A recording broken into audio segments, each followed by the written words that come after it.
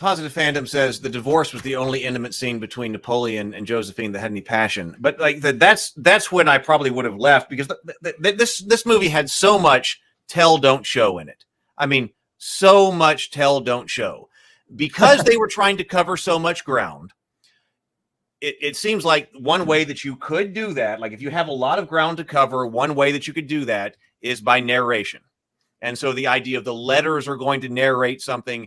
If you're going to cover a lot of ground, it's like, okay, then occasionally we're going to have to jump scenes, and we got some way to bridge this. We're going to have a narration.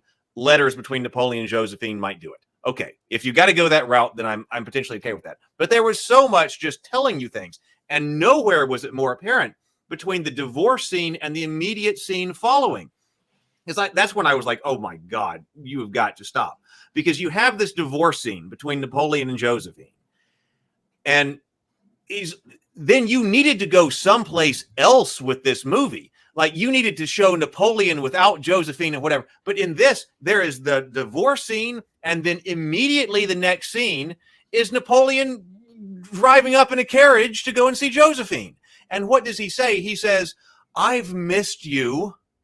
I'm like, don't have Napoleon show up the very next scene after the divorce and say, "Oh, I've missed you." Go to battle scenes, go to him on campaign, go to the politics, and show me Napoleon missing Josephine. That's what this movie should have. But the scene of the divorce and then immediately coming back to Josephine, you go, "Oh, I missed you," was inexcusable to me. Well, and then we're probably straying into the topic that Positive Fandom earmarked early on.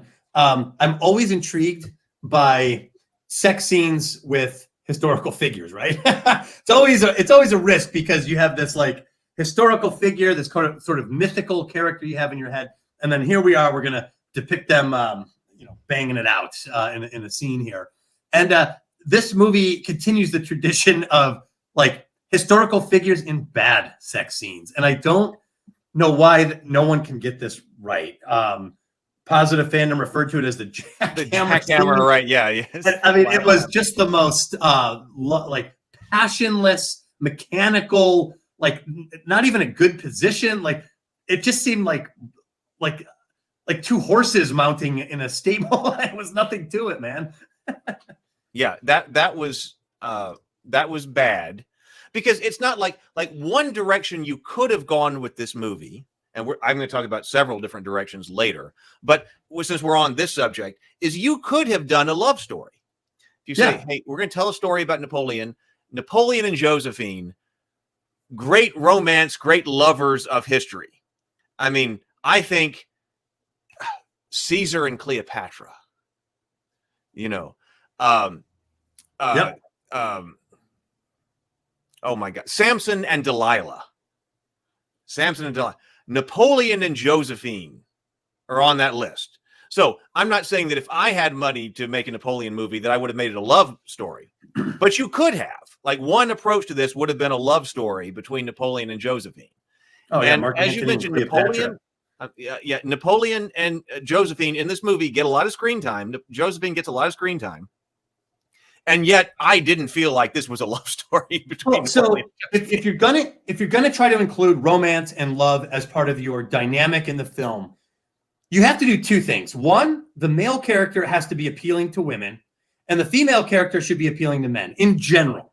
Anthony and Cleopatra. I mean, Caesar was on the Nile with Cleopatra, and then right. I mean, this whole thing, right? Yes. So yes, you're modeling basically apex male-female characters in a historical setting. So we want to see what apex male and apex female do. How does this courtship work? How does this play out? So you would like to see a Napoleon who has actual male charm, actual seductive abilities, something that is intriguing, commanding, romantic, something appealing about him, so that when you're watching him as a man, you're like, "Oh man, this guy's good."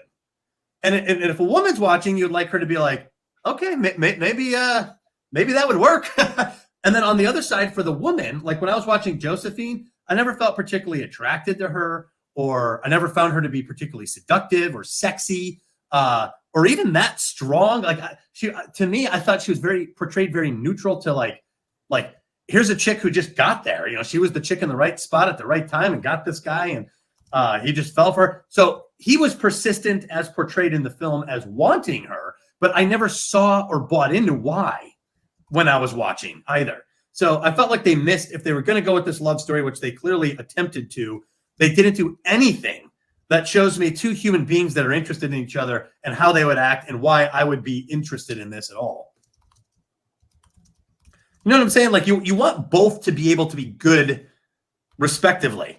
You'd like to see a girl with good game, a guy with good game. You'd like to see that little dance play out at this high level in a historical context. I mean, think of the scenes you have. You have like French palaces, emperor, empress bedchambers. You have these great settings for high-level romance scenes, and you get the jackhammer sequence instead. And you get... Yeah, I never understood that. That was goofy. What was that?